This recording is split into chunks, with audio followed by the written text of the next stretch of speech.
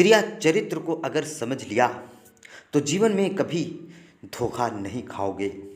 साथियों, आशा के पति रतनलाल ने जब उसमें आए इस बदलाव को महसूस किया तो उसका माथा ठनका। रतनलाल को लगा कि हो ना हो आशा ने घर से बाहर अपना कोई यार पा लिया है। एक रात को वह आशा से बोला, आशा, आजकल तू किस दुनिया में रह रही है? पति रतनलाल ने इस सवाल पर आशा चौंकी, पर जल्द ही अपने आप को संभालते हुए वह बोली, क्या मतलब? मैं देख रहा हूं कि आजकल तेरे तो रंग ढंग ही बदल गए हैं। तू यह बात बिल्कुल भूल गई है कि घर में तेरा एक पति भी है। रात को जब मैं तुझे हाथ लगाता हूं तो तू मेरा हाथ झटक देती है। कहीं तूने घर के बाहर अपना कोई यार तो नहीं पा लिया है? मन ही मन डरती आशा तेज आवाज में बोली, तुम्हें अपनी पत्नी से ऐसी बातें करते हुए शर्म नहीं आती? यह सीधा मेरे चरित्र पर लांछन है। अच्छा होगा यह लांछन ही हो, मगर हकीकत में बदला तो याद रख, मैं तेरा जीना हराम कर दूंगा। रतनलाल उसे घूरता हुआ बोला। पति रतनलाल के शक को देखते हुए आशा कुछ दिनों तक रमेश यादव से मिलने में सावधानी बरतती रही, और जब उसे पक्का यकीन हो गया कि रतनलाल उसकी ओर से बेपरवाह हो गया है तो वह फिर से खुलकर उससे मिलने लगी।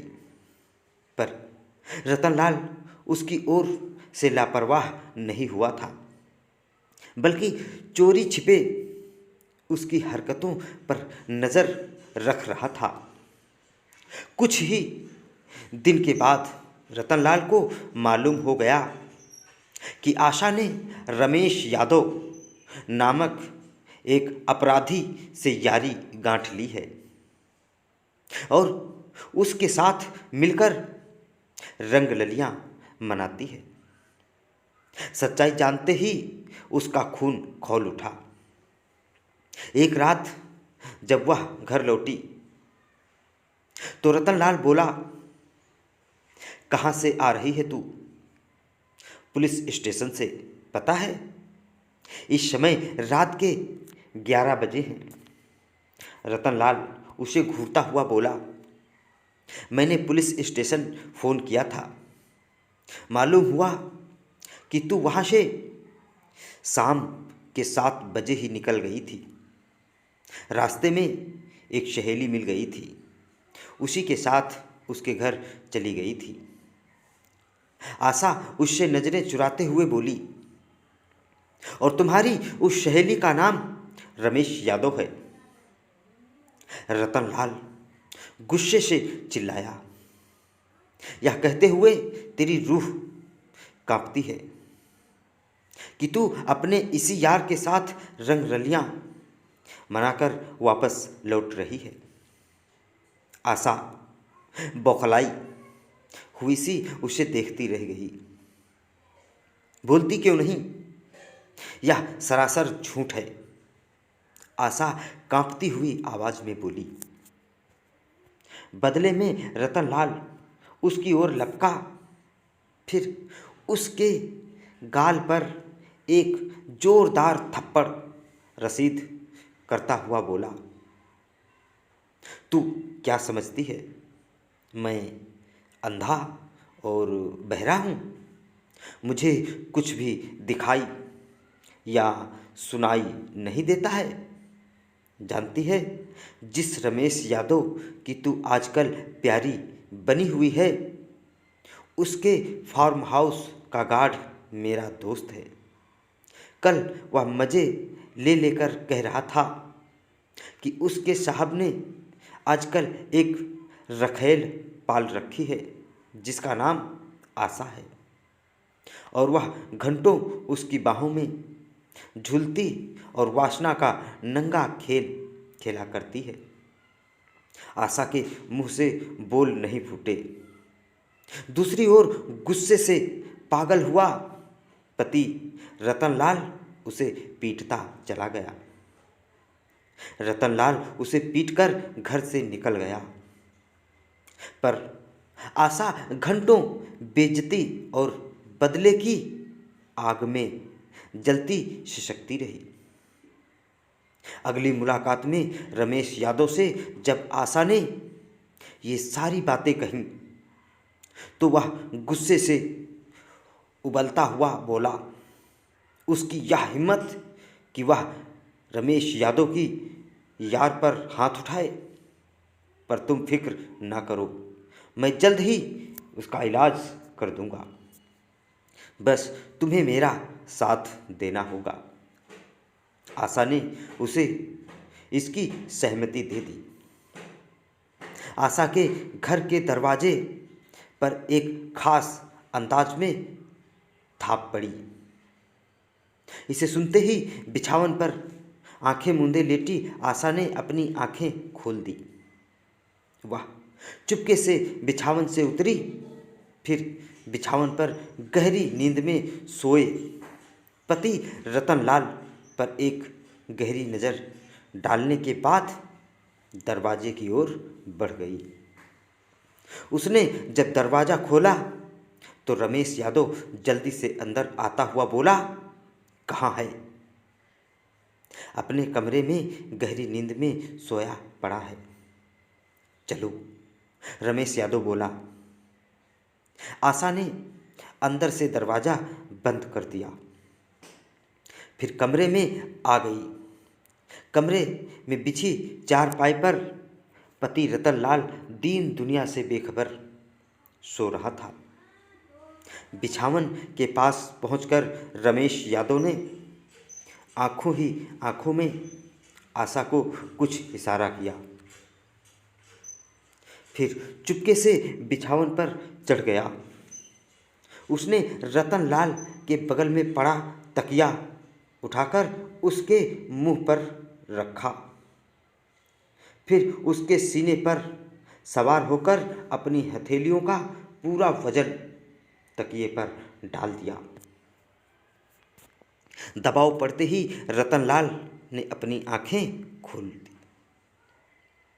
ऐसे में जब उसकी नज़र अपने सीने पर सवार रमेश यादव पर पड़ी तो हैरानी से उसकी आंखें फटी की फटी रह गईं। उसे समझते देर न लगी कि रमेश यादव उसका गला घोंटना चाहता है, या समझते ही उसकी आंखों में खौफ के भाव उभरते चले गए और वह उसके चंगुल से छूटने के लिए अपने हाथ पैर पटकने लगा। उसके ऐसा करते ही रमेश यादव बिछावन के पास ही खड़ी आशा से बोला, इसके पैर पकड़ो आशा। पर ऐसा लगा जैसे आशा ने उसकी बात सुनी ही ना हो। वह मूर्ति बनी कभी रतनलाल के सीने पर सवार उसका गला घोंटते रमेश यादव को देख रही थी, तो कभी हाथ पैर पटकते रतनलाल को। सच में तो यह था कि उस समय उसके दिलो दिमाग में एक भयानक लड़ाई चल रही थी और औरत और पत्नी में धीरे धीरे पत्नी का पलड़ा भारी पड़ता चला गया और आशा सोचने लगी कि चाहे रतनलाल कैसा भी हो, पर है तो उसका पति ही। उसका और उसके बच्चों का भविष्य उसी के साथ सुरक्षित था। दूसरी ओर रमेश यादव एक अपराधी था और उस समय भी एक अपराध करने जा रहा था। वह उसे भी इस अपराध में शामिल करना चाहता था। पुलिस में होने के चलते आशा को यह बात अच्छी तरह से मालूम थी कि अगर उसका यह अपराध उजागर हो जाता तो उसके साथ उसकी भी जिंदगी तबाह हो जाती। पर आशा ऐसा हरगिज नहीं चाहती थी। तो फिर जवाब में आशा ने अपनी नज़रें कमरे के चारों तरफ दौड़ाई। उसे कमरे में एक और मोटा डंडा पड़ा दिखाई दिया। उसने डंडा उठाया, फिर रतनलाल का गला घोंटते हुए रमेश यादव के सिर पर पूरी ताकत से दे मारा। रमेश यादव के मुंह से एक दर्दनाक चीख उभरी। रतनलाल का गला छोड़ वह अपना सिर पकड़कर वहीं जमीन पर गिर पड़ा। उसका सर फट गया था और वहाँ से खून का फव्वारा फूट पड़ा था। कुछ देर तक वह तड़पता रहा, फिर वह मर गया। 1 घंटे बाद आशा के घर में पुलिस वालों की भीड़ लगी हुई थी और उसने इंस्पेक्टर को यह बयान दिया कि रमेश यादव उस पर बुरी नज़र रखता था, जिसका विरोध उसका पति रतनलाल करता था। रमेश यादव उसके घर में घुस आया और उसने उसके पति का गला घोंटकर मारना चाहा। अपने पति की जान बचाने के लिए उसे रमेश यादव को मारना पड़ा। जब आशा अपना यह बयान दे रही थी तो रतनलाल हैरत भरी नज़रों से उसे देख रहा था।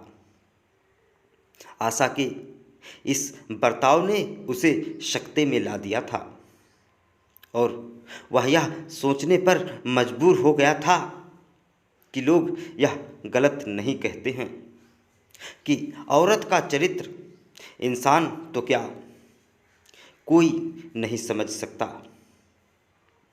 मित्रों, अगर आपको यह कहानी पसंद आई हो तो आप हमारे चैनल को सपोर्ट और सब्सक्राइब ज़रूर करें और इसी तरह की और भी मनपसंद कहानियाँ पाएँ। फिर मिलते हैं अगले वीडियो में। तब तक के लिए जय हिंद, जय भारत। Please subscribe friends.